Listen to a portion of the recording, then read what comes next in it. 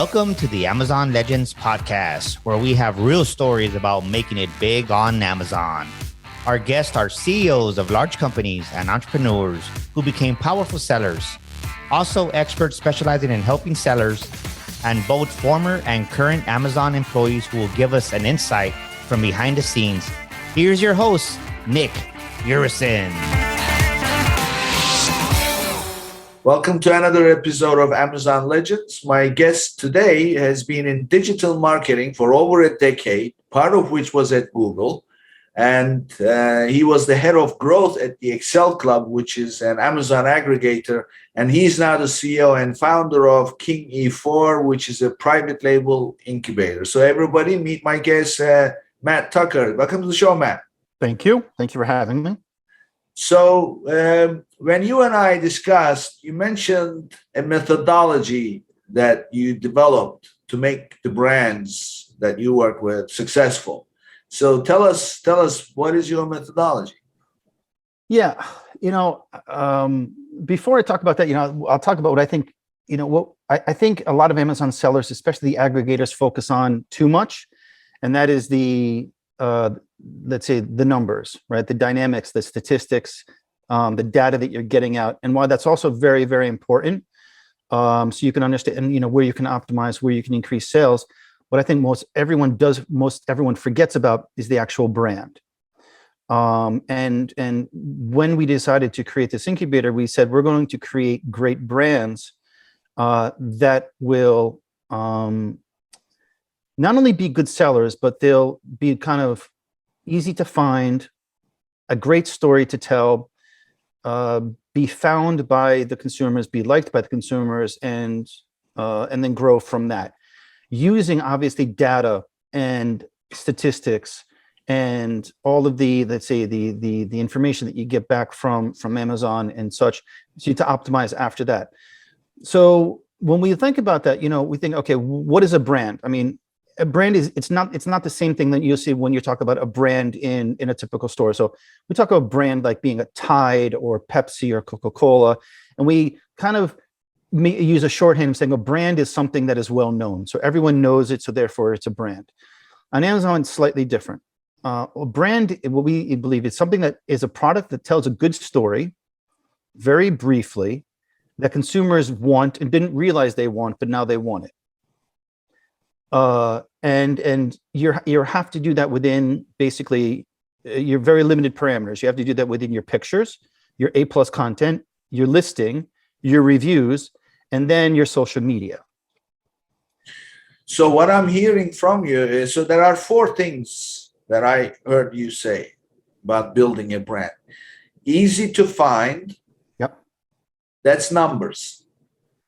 What do you mean numbers? When I say numbers, I'm talking about like easy to find based on keywords, which keywords, blah, blah. So no, not necessarily. We want to launch a product that when you look at the, let's say the search results, how well does our product actually is going to stand out among all the other visually? How is it going to stand out versus all the other products out there?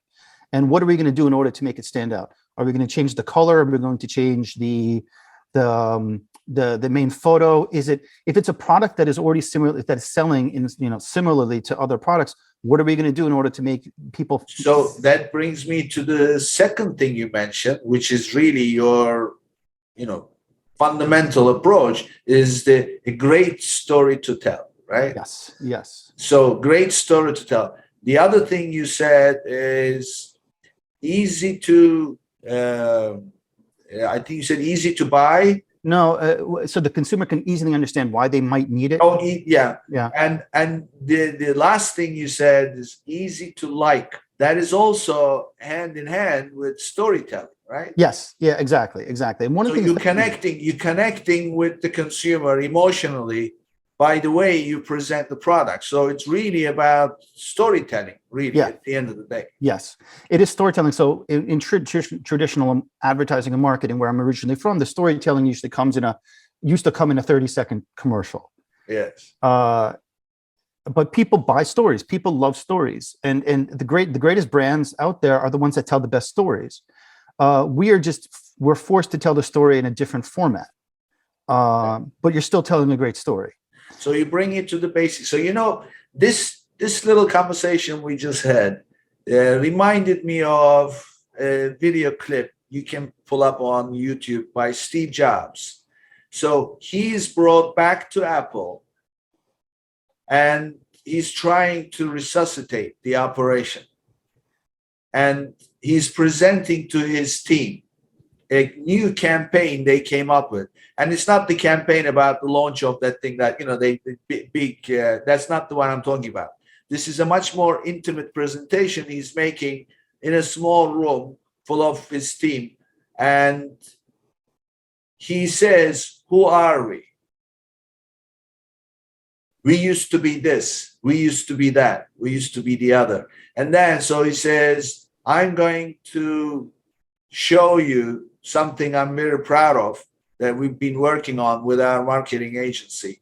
And then he presents this black and white commercial about all the great people. Have you seen that? Yeah. The crazy ones. Yeah, the crazy ones. Those who are crazy enough they can change the world. Usually do. So that is the ultimate storytelling to me. What do you think? No, I definitely agree. Well, I tend to I try to avoid using Apple as an example because it's often too easy. And everyone believes that they're a specialist in the Apple brand. Therefore, people tend to make, they can make conclusions which might not necessarily be based in fact. Having said that, what you're talking about is the brand essence. So Apple has a very clear brand essence, which came from Steve Jobs. But most importantly, that brand essence came alive in every single product that you touched. So the brand story was not just a TV commercial. It actually came alive. So when you actually felt the iPhone in your hand, before it was it wasn't the iPhone, it was the iPod? The iPod, right? So it's the iPod, then the iPhone, and then the Mac, the new iMac. Everything that all the products that they came out with reflected that brand essence which Steve Jobs came up with. Now, having said that, there are plenty of other brand manifestos like that have a brand essence that when you actually go and touch the product, it's crap, right? Microsoft, for example. I mean, Microsoft might have a good brand essence. I can't formulate it in a very brief sentence right now, but people never really had the enjoyment that they would have that came out in the products. So it's more. So the better brands are where what they say is what they do. It's that simple. Right? Yeah. So they say they do, and the brand story, you have to remember, it comes across in, and this is another thing that Apple actually came up with it proved to everyone, is that the brand story continues once the person sees the commercial. Then they actually buy it. When they actually get the product, that unboxing was a continuation of the brand story. And they basically revolutionized the way unboxing is done. So now everyone has to do unboxing like Apple did, because it continued to tell the story about Apple being, thinking different or being different. So let's now connect this back to Amazon. So give us some examples of the storytelling for your brands, because you are limited to, at the end of the day, the pictures and the title and the bullets, and if you are brand registered, which you should be, the A plus content. So give us some examples, some best practices. Well, I think the first thing you have to do is, what is the consumer need? Is there a clear consumer need? And is that it can be what we call an unmet need or a met need. So an unmet need is something that people don't realize that they have the need for, but once you show them, they're like, oh yeah, that's exactly what I was thinking of, right? One great example I always bring up, it's not our product, but I just love this as an example when I talk to people about Amazon, is that it is, I've been selling on Amazon, it's nail polish for dogs. Nail polish for dogs? Nail polish for dogs. There is actually nail polish for dogs? Yes, there's nail polish for dogs. Now that I told you that, right, it actually sounds kind of cool. And now you can actually imagine in your mind the type of person that would actually go out and buy that. Okay. Now, you didn't know that existed, but if you had a dog and if you had a wife who had let's say a toy dog, she'd say, hey, that sounds kind of cool, right? Now so you didn't know that existed. You didn't know there was a need for it. Now there's a need for it. And by the way, they sell this one ASIN sells. Okay, I haven't checked in many months. They were selling about $15,000 a month with this one ASIN, right? For extreme, something very, very, very niche. But this tells a great story right there. I mean, all I had to do is say dog polish for nails. Okay. Now we can talk about the product. The product itself, it's a marker. It's like a marker. It dries very quickly because the dog is going to look it off. It's non-toxic. It's so on and so on and so on and so on. Because leaking and everything, right? So. Exactly. We would have launched that if we could have found, a manufacturer at a good price. That's the other thing, by the way. And we're talking about the brand is also, there's the brand promise and there's the price, and those they kind of have to match. If I said the nail polish for dogs cost 99 cents, you'd be like, that's a little cheap. But if I also said it cost $99, you'd say, well, that's too expensive. So part of that story is the value of that, So how much is this product worth in the context of the story, right? So so that's what the price comes into. So not only is price a factor of what your cost of good is and your landing cost, price is also a factor of what the person thinks it should cost, right? It's the P's, right? It's the P's of the marketing. Yeah, I remember that as well. That is somewhat outdated again. A price product positioning. Yeah, it's always in that area. But again, it's not just about price, product, and positioning. People want to buy into something like in a story. Like another example, we have a product so that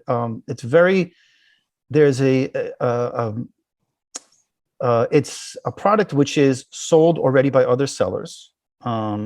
It is not dramatically different, but how we made it different and why they're telling the story is that there were 8 per pack and there were 12 per pack. So we're selling 10 per pack at the price of 8. And that's it. That's the story right there. Is that you get more for the same amount of money. So we were thinking 8 is not enough, 12 is too much. So 10 is the exact amount and it's at a good value. I see. So that the story there is the value. The story is the value. The story is the value, but also you're getting then the Goldilocks, just enough. You're not getting too little. You're not getting too many. So it's an easy. So again, that's just that is an example of the story that we're telling. And how do we tell it? We tell it through the box design. So our main photo is the product, but we have the box in the background showing very specifically that it is 10 per pack. And that's another example of a story that you can tell. It's not, is it the best story ever? Of course not. Is it a story that we can defend indefinitely? Of course not. But it's doing its job at the moment. Yeah, I see. So you are not really talking about just visual storytelling. You are talking about all aspects of it. Exactly. You can you gave a few different examples here. You said nail polish for dogs. That's in the title, right? So now you're telling the story in the title. Yeah. And you talk about the 10 per pack for the price of 8. That's in the price. Right. And then, you talked about the picture. So there's different ways. Right. I guess one has to first stop and think, what is my story that I'm going to be selling? So they're not actually selling they're not selling a product. They're selling a story, right? Exactly. Well, who's That's the approach. Well, yeah, exactly. I mean, ideally, you're selling a story, right? And let's say the main characters in the story is how the product looks, how the product functions, the price, and all the other factors, the reviews. All those other factors are basically, they're just parts of that story or if you want to use a different metaphor, we're writing a sheet of music and every single part of that is a note. So you have to, reviews, the photos, the price, the product, how the product looks, what color the product is. We specifically have chosen specific, colors of products that they stand out in the search results.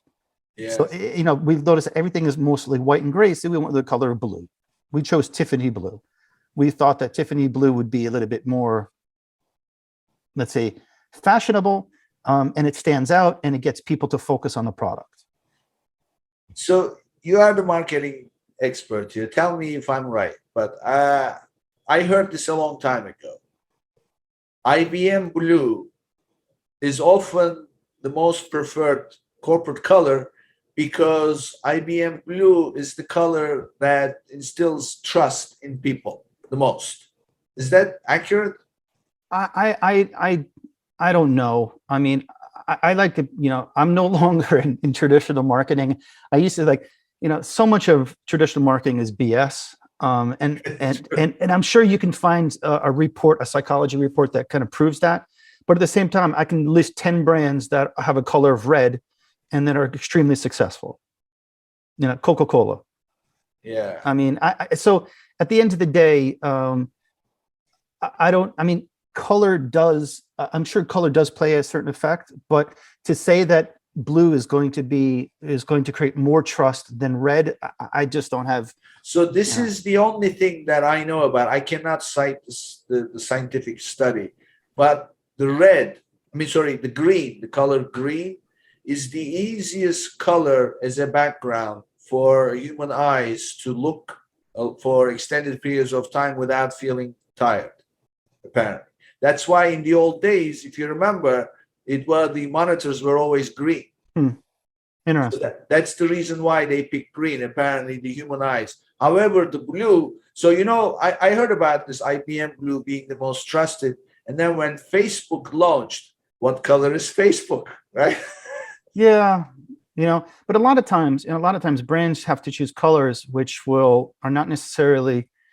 I've participated in a lot of branding products where we created a lot of logos, a lot of new brand names, and I can tell you from our side, we were literally making this up as we go along. One of the best brands that we've ever developed, literally, we developed 5 minutes before the client walked in because we didn't have anything good, right? And we were in a panic mode, and someone just shouted out something ridiculous, and we said, "Okay, we're going to go with that because we had nothing better."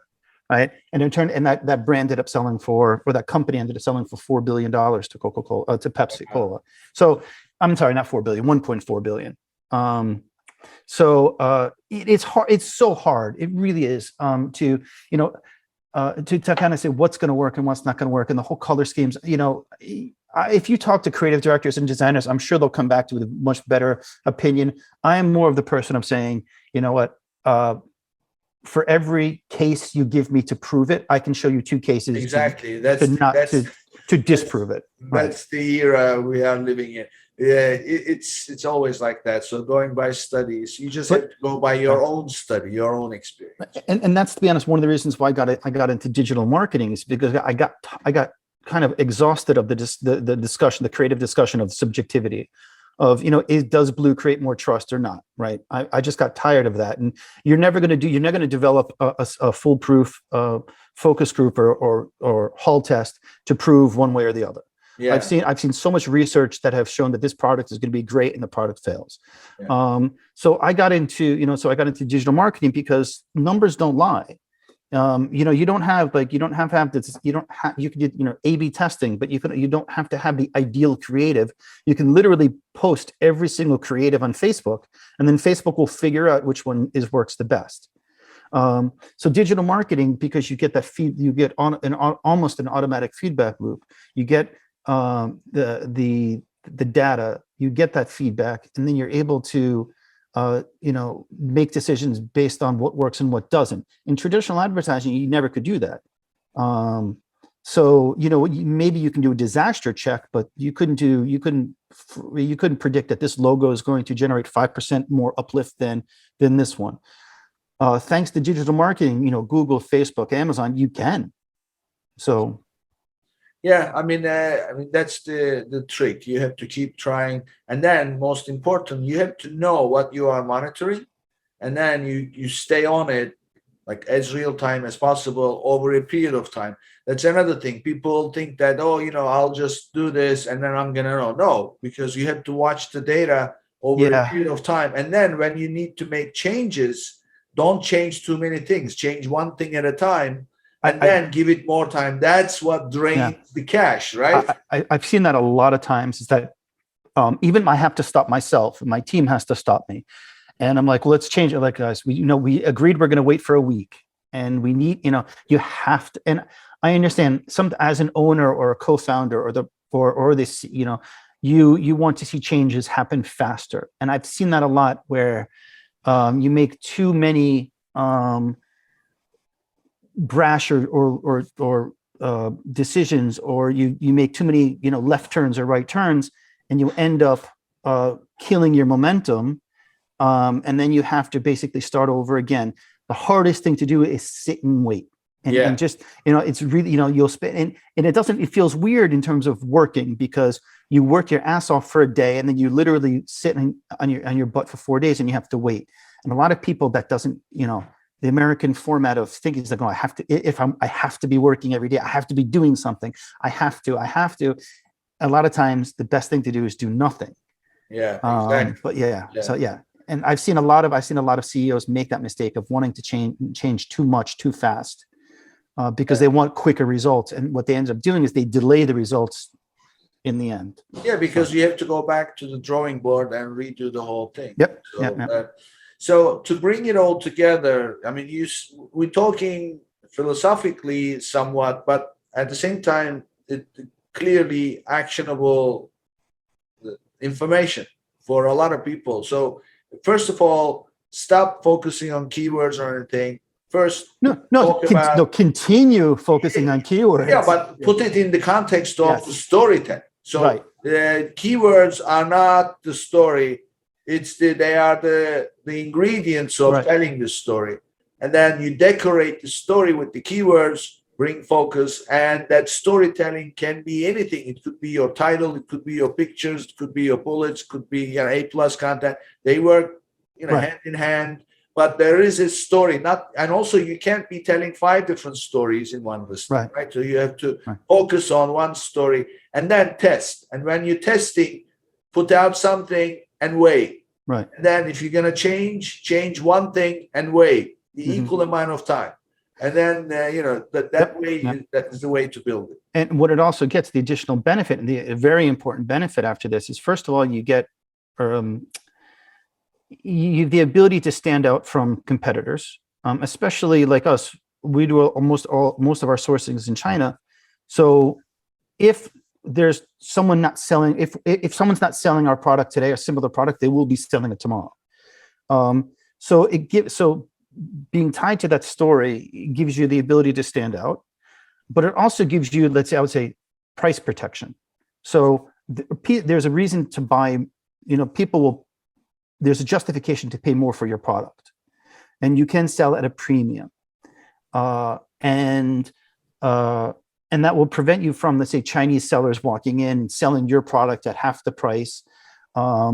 And they will siphon some sales away, but because you have a better story, and I'll say in a very kind of basic way, because you don't have typos in your listing, because it's normal English in your listing. That's also telling the story. So, we actually had a product that was exactly like ours, the exact same factory. We believe it was actually a factory selling against us. Rather than, they could have just stole our listing, but they didn't. Rather, they tried to write their own listing. It was just horrendously bad. And the reviews that they ended up buying were also horrendously bad. And again, right there is very simple. We are, you can trust us. We're American. We talk like Americans. You can understand us. In customer service as well. When I get a customer service request, it's answered with my name. So I sign it Matthew. So they know they're talking to a human being, but they're also talking to someone who lives next door to them. Yeah, you just said something. This will now date me, but 1999, okay? I was in Orlando at a marketing conference organized by Inc. magazine. Okay. 1999, internet just coming out. People are, you have IPOs all over the place. And at the time, I was building an e-commerce platform for small businesses, online store solution. Those days, it didn't exist. I mean, e-commerce didn't exist in Yeah. as you know. It was Back then, just back then it sounded crazy. yeah, exactly. So who's going to put their, those days, remember, people were afraid to put their credit card number online. I remember that. You laugh. It's so true. It was a major concern. So, and I was an e-commerce provider then. So, but my concern, not concern, but my focus was what kind of marketing tools can I incorporate in my platform? So, because marketing, I realized, had become a science and art together at the same time, instead of just being an art. So I thought, okay, I need tools. So I went to this conference, and they had many workshops running. And one of those workshops was about customer service. Yeah, it was marketing through customer service. So I asked the question. I said, these days it's the age of emails in terms of providing support. So first question, when you receive a customer service email, what is a good response time? Is it better to answer right away, or is it better to wait? Because if you answer right away, it's like, oh, these guys have nothing to do. So, so the answer was the sooner the better. Yeah, I agree with that. So I developed a habit now. Any email I get, I answer immediately. Doesn't matter. Customer service is irrelevant. Any email, right away. The second thing that I asked was, what is a good way to respond to an email when you're signing? Is it blah, blah team, or is it a name? They said, always personalized. Yeah. Yeah. Because companies are not, there's this concept of companies are people, corporations are people. Well, corporations are made up of people, but at the end of the day, a corporation is not pushing the send button, right? Yeah. It's a person pushing the send button. Yeah. So always personalize. And you just mentioned that always put my name. So that's a good practice, right? Oh yeah. For a few reasons. One, I do it to, most people write me only when they're not happy. I mean, most. Right. So for me, it's an exercise in avoiding getting a 1-star or 2-star. Okay, that's number one. Number two, I want to go out of. I love the fact that these people took the time to write me. Right, that means they opened the box, they found our address, they took the time, and they wrote me. I'm going to do everything possible to make that person happy, because it gives me the opportunity to make that person happy. Right, it's a direct contact. Someone gave me feedback on the product. Which, to be honest, we didn't think about, but like, what, they're right, and they took the time. Someone actually sat down, took the time to think about my product, give me free feedback. So we're going to implement that in our next print run. We're going to change the instructions on our manual. That thanks to their feedback. That's a great thing. Why would it? So of course I'm going to, I look forward to this. One woman, she gave a 1-star review. Said it was a horrible product. I called customer service. They told me to return it to UPS, but I'm not wasting my money on gas to drive to UPS. And I'm like, oh, come on. First of all, let's break that down. First of all, there's no customer service number, so I don't know who she called. I highly doubt she called Amazon customer service, because it's not easy to find that number. If most people want to do a refund, they're just going to hit refund. Okay. So I wrote her and I said, I apologize for her. I said, we're committed to great customer service, and obviously we failed. Is there anything we can do to make this up? I said, we'll refund you for that product, and you don't need to drive to UPS. You can just keep it. And on top of that, we're going to send you a free product. She writes back. She says, thank you very much. And it says, thank you for making this right.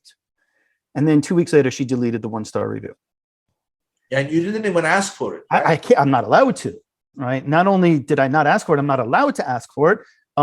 But she did that out of kind of like, I don't know, the kindness of her own heart. After maybe she realized she was a little overly bitter and she exaggerated the story.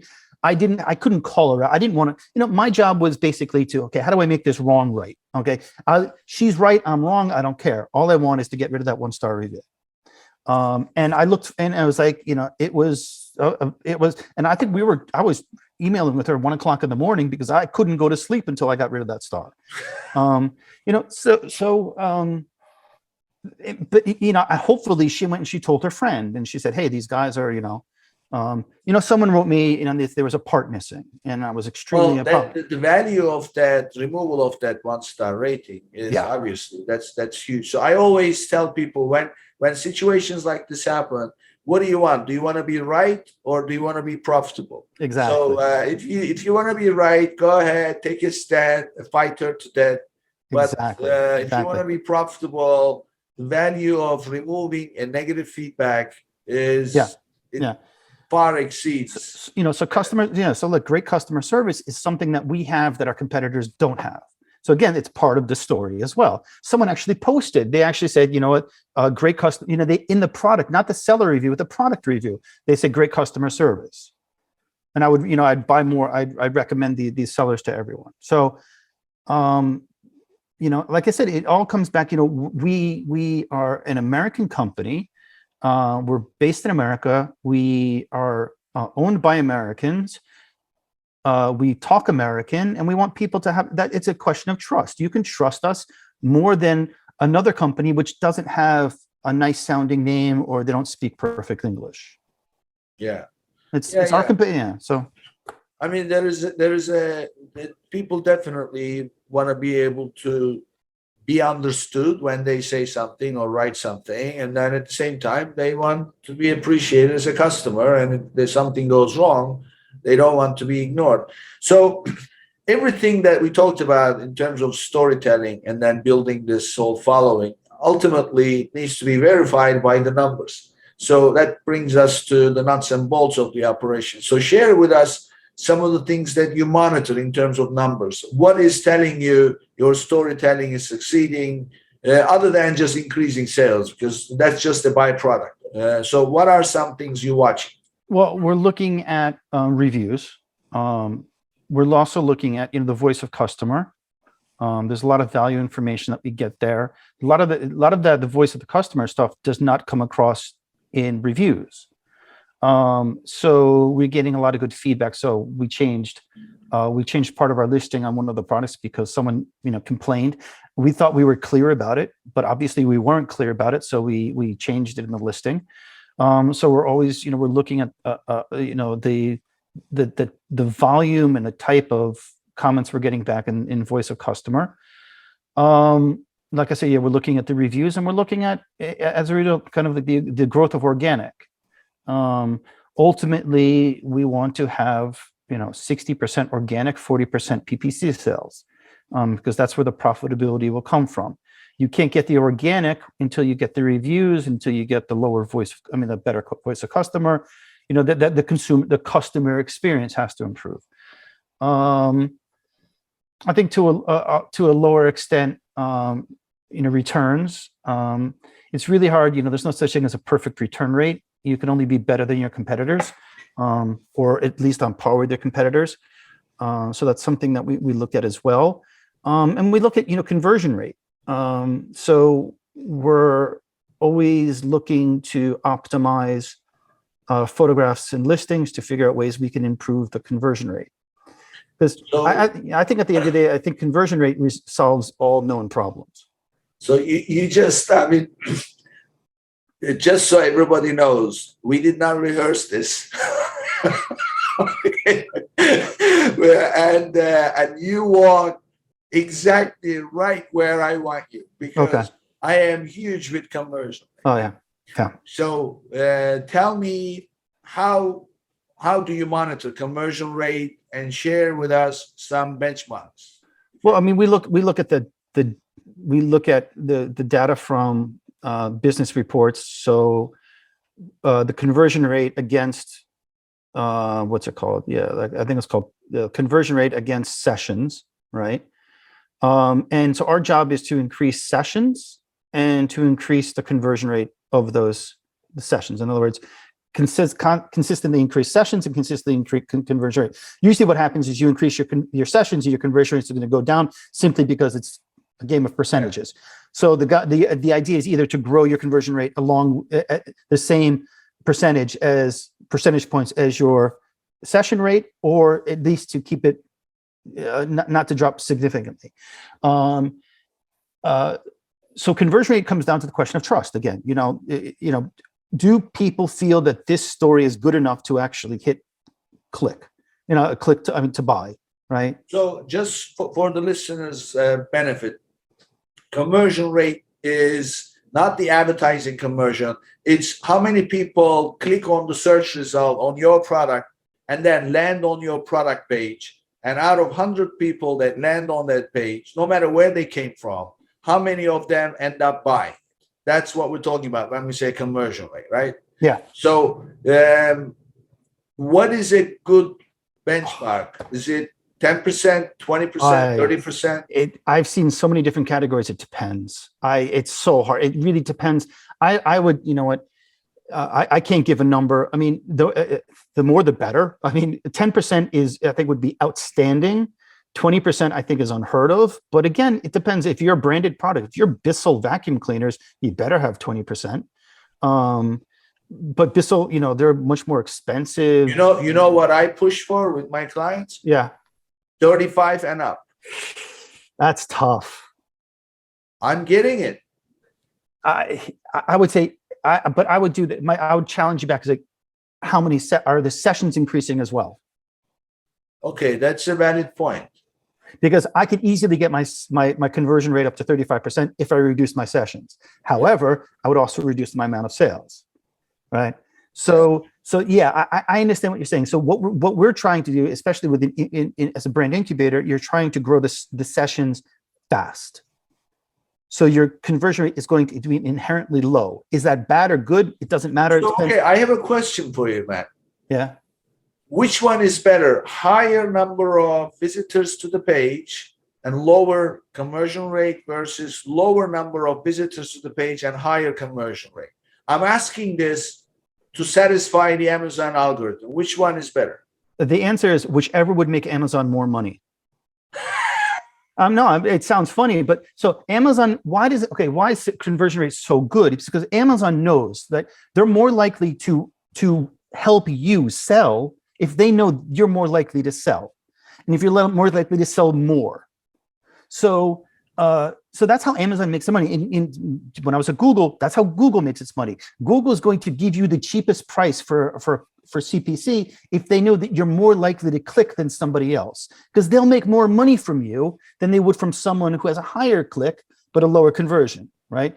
Same thing with Amazon. Amazon looks at you. They're sucking off your teat, right? And they want to know who's going to make it. When they look at let's say you and your competitor, then say who is more likely to generate more revenue for Amazon.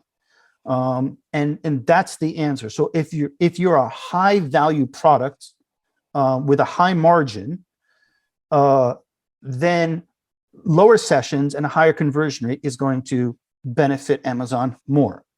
If you're a lower value product, in other words, in the $15 range, then you're going to have a lot higher sessions and a lower conversion, and that will benefit Amazon more because they make a percentage per sale. So that's how I would look at it that way. And I think what you're also you're giving kind of like a false choice between one or the other, right? It's not one or the other, it's and.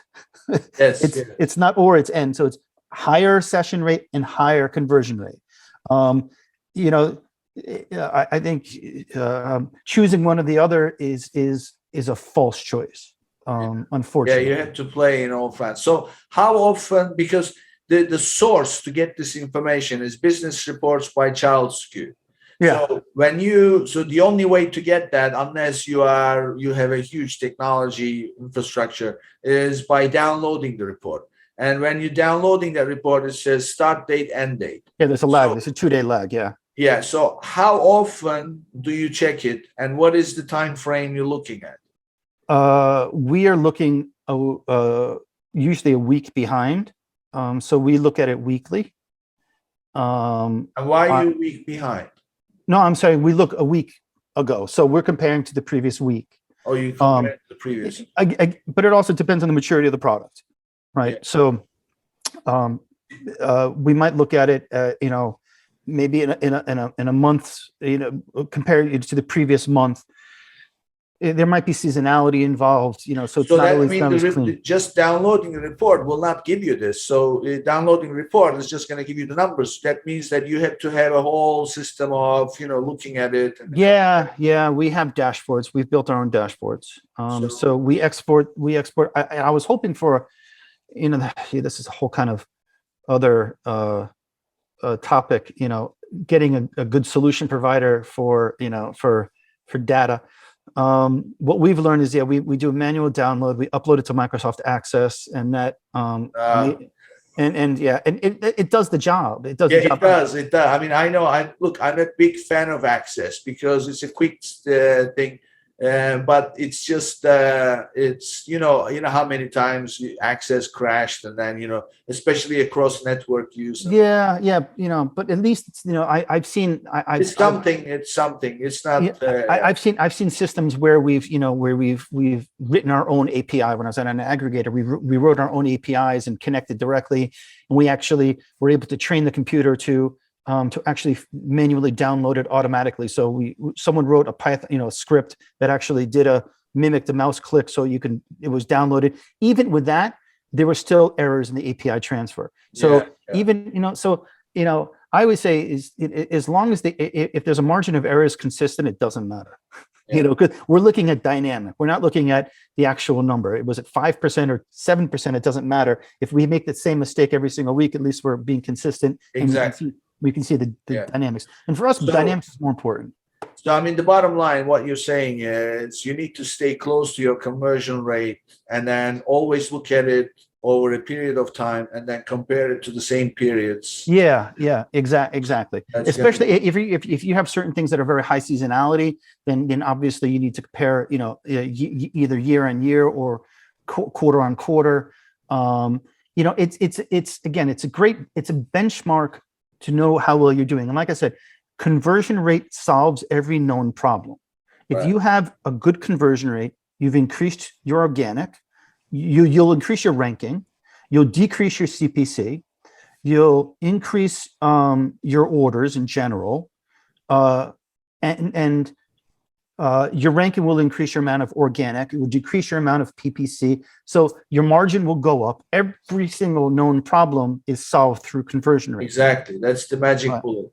However, but if you're also, determined to grow, you can't grow, you will reach a cap. So once you get to your 35% conversion rate, you're going to be, first of all, it's going to be very hard to keep your conversion rate at 35% because your competitors are changing, right? You have to do something. You'll have to optimize somewhere or another, and you'll be testing. So you're going to go down a little, go up a little. But at one point, you're going to say, I don't want to do, 50 a day. I want to do 100 a day. So you have to increase your sessions. Right. And then you're going to say, how do we increase it? Where do we get the traffic from? Is it going to be from PPC? It's going to be external. This external traffic it tends to kill your conversion rate even more because it's not qualified traffic. So there's a lot of things that you have to take into account. Does that mean it's a bad thing? No, it's not a bad thing, but it's part of a growth strategy that, it's maybe one step forward, two steps back, two steps forward, one step back, two steps forward, one step back. It's never linear. Exactly. So keep moving is the idea. Yep. Great. So Matt, tell us a little bit about yourself. Where do you live and what do you do outside of Amazon when you're not working on storytelling or numbers? Well, here's the interesting thing is that I'm in New York, but I just recently moved back. I spent the last 30 years in Russia.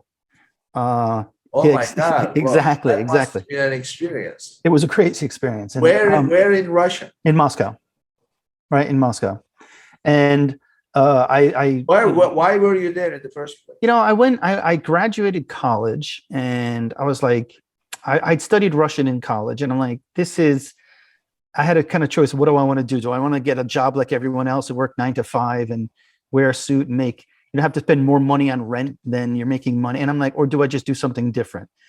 And I had the kind of the always like the interest in Russian. So I said, I'm going to go to Russia to study for a year. And I was going to study the language, and I was looking around like, this place is crazy. I'm going to stay here for another year, and then another year, and then another year, and then another year. And if it wasn't for the war that broke out, You So know, you were there during the Soviet Union, no, I was there right after the breakup of the Soviet or Union. right after? Yeah, 92. So what did that play a role in your decision to go there? The breakup? Yeah. No. Well, yeah, kind of, because I was there when, the country was in shambles. I mean, there was no food, there was lines for everything. It was really Wild West. It was right? really depressing. Exactly. And I saw this whole new economy being born. And Yeah. I'm like, I didn't, I wanted to see where this is going. This is, all these American companies are moving in, and I knew a democracy and an economy, and everything is being built from the ground up. And it was interesting to watch and to be a part of. So yeah, I did that. And because of, the situation with Ukraine, my wife and I, who's Russian, we said, this is not, we don't know where the situation is going. It's not going in a good direction, and we'd rather not participate, not be a part of it from the inside. So we packed our bags and we moved our family back to New York, where I'm originally So from. you moved back after the conflict started. A week. We got all our stuff together in a week. We literally just packed our bags. And your wife is from Russian. Ukraine. My wife's from Moscow. And how does she feel about the situation? Well, it's a great question. It depends on what news you watch. The older generation of Russians who don't have access to, Western, they don't read English. They're relying very much on what the government is telling them. They are very pro-Russian, very anti-Ukrainian. Every other Russian that I know that is Western focused, that speaks English, that goes abroad, is anti-war. So my wife, obviously, she has access to other news sources, and she can see a lot more of what's going on. And so obviously, it's something that's just ridiculous. I mean, actually, our team, two of our people in our team are actually in Ukraine. So during the month of March, we were talking to them, and we're like, a week before the war started, and still no one thought it was going to happen. Everyone thought it was beyond comprehension that this would happen, because it's crazy. And we were like, we were suggesting, we'll rent a villa in Cyprus for you. It's cheap, it's close, you don't need a visa. And they were like, no, it's okay. We think everything is, this is our homeland. We're not going to go anywhere. We don't think anything is going to happen. And then a week later, unfortunately, the war started, and one of our guys who was in Kiev, he and his wife were able to get out of Kiev after just like a horrible, the amount of traffic, everyone trying to get out of Kiev. They ended up in Western Ukraine. They were renting a place for a little bit, and now they're back in Kiev, and life is not back to normal, but they're able to live in Kiev in relative safety. Our other guy was in a different city called Chernigov, and that city was destroyed.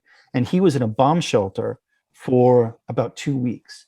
And they ended up running out of water and food, and they opened up a humanitarian corridor, and he was able to get out. And he also fled to Western Ukraine, but now he's back in Kiev as well. And we're continuing, we continued to pay them. We were trying to, we lost contact with them for a good month. But we're happy that they're safe. We're happy that they're still working with us. It's unusual that, and part of our team is also Russian. So our financial director is Russian. We have our sourcing, our head of sourcing and supplier relations is Russian, and he speaks Chinese, but he's Russian. So when we have our team meetings, it's very important not to talk politics. Yeah, these days that's a killer. So I have a question for you. So now that I learned about 30 years in Russia, so I heard you talk about telling a story, but you put the emphasis about your story as a company being, we are Americans, we are in America, we speak like Americans, we sound like Americans. So, I mean, having spent 30 years outside America, you seem to have embraced being American, an American lifestyle, so to speak. Where do you think that's coming from? Well, my ability to recognize what okay, so I'm able to compare it to something else.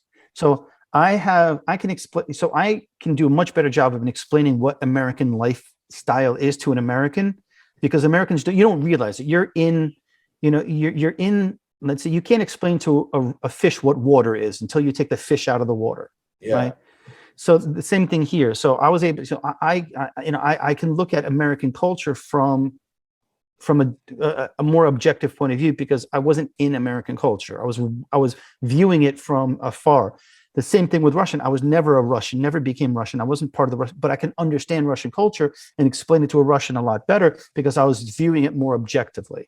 And I think you probably have that as well. I mean, New York tends to be different. You don't tend to find true Americans in New York. Yeah. But 95 languages, right? Yeah, yeah. But you can see, Americans have a certain behavior. They have cultural values that are a certain set, and it differs from Russian, German, British. So what you are saying is you don't realize the value of something until you lose it. It's kind of like well, exactly. But it's also, what for me it comes down to, my theory is this: is like, if you want to, you focus on, you look at someone's behavior.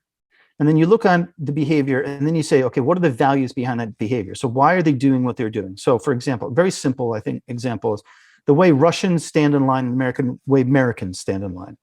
The sanctity of a line in America is extremely important, right? Everyone literally standing in a line. And I see how people wait for a bus in New York City. I laugh sometimes because they're in a neat, orderly line all the way down the street. In Russia, as soon as the door opens, everyone tries to rush in. and I always call it it's like the mushroom effect, because if you look from the top, it looks like a mushroom trying to squeeze itself into a bus. Now you can say one is better, but the value. So the value in American there with that behavior is orderly predictability, right? But that has to, I mean, you are conditioned, right? So you must go back to your when you grew up, how your home, your parents, of course, taught you that, right? Yes, yeah, right. But also, there's a value of showing up on time. Certain cultures, we know they don't value showing up on time. They value something different. So, for a Spaniard to show up on time is unusual, but a German to show up on time is exceptional, is expected. And the reason is the value is the Germans value punctual and being punctual. Spaniards value enjoying the time that they have. Yeah, it's the journey rather than the destination. Exactly. So when I was in Russia and I'm working with a lot of international teams, I'd see this a lot. I'd see how the Spanish and the Spanish team and the Italian team and the German team would try to talk to each other, and it was hilarious because because they don't because they have different, they're being driven by different values. Yeah. Like the Germans want to begin every single meeting with an agenda. So what I find fascinating is you grew up in an environment where you were given certain values, American values, American lifestyle, and now you're telling the story of your values in your Amazon operation. Pretty much, yeah. It kind of connects, right? It connects, and you are telling it proudly. Oh yeah. Thank you for recognizing that. Yeah, I mean, that's what I see. This is great. So Matt, tell us about how people can reach out and find you. We will obviously put your contact information on the website, but give it to us now so people can connect. Yeah, you can write. We have our corporate website. You can write me through there. I get all the emails. Like I said, we're an incubator. We're looking. We love building new brands. We're willing to work with aggregators to build brands for them. We're working with anyone who wants to, basically, who has the desire and the investment to build a brand. We have the infrastructure and the know-how to do that. Right now, we own the brands that we have, but we're looking to expand that kind of that knowledge and experience. So to partner with someone who wants to invest in Amazon but doesn't have the experience. And what's your website? It's www.kinge4.com. Great. Great. Thank you, Matthew. This is very, the perspective is different. You almost did a paradigm shift. Instead of product, we're selling stories. So that was great. I'm glad. Great. Thanks for having me. Thank you. And this brings us to the end of another episode, and I'll see you on the next one.